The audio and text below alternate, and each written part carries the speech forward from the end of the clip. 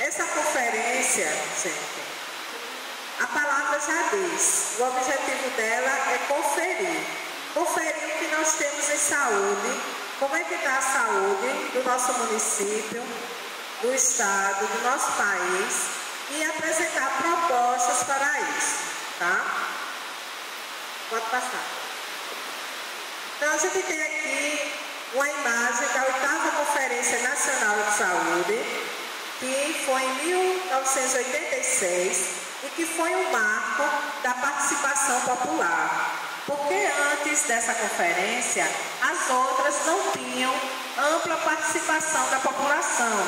Não tinham isso que nós temos hoje, de estarmos aqui e trazermos as pessoas para discutir.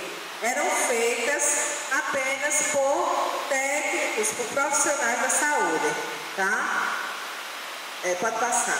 E aqui nós temos os eixos da nossa conferência. Aqui vocês escolheram trabalhar todos os eixos, Natália.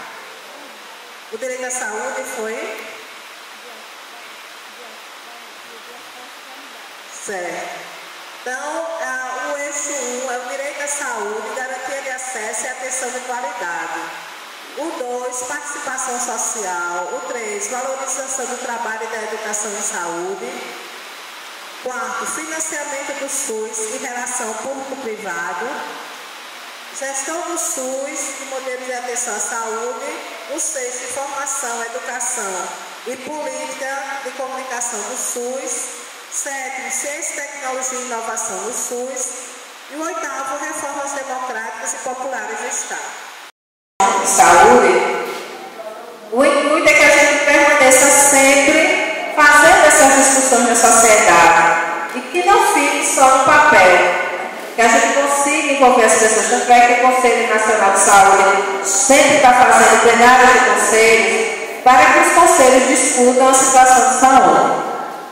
A saúde não é negócio, nem mercadoria, é um direito de cidadania. O SUS não é um sistema de saúde que possa sobreviver e se consolidar com políticas orientadas pelo projeto liberal, que não é esforço de desconstruí-lo, que alimenta os interesses da indústria médica globalizada e transforma a saúde em um puro mercado. Né?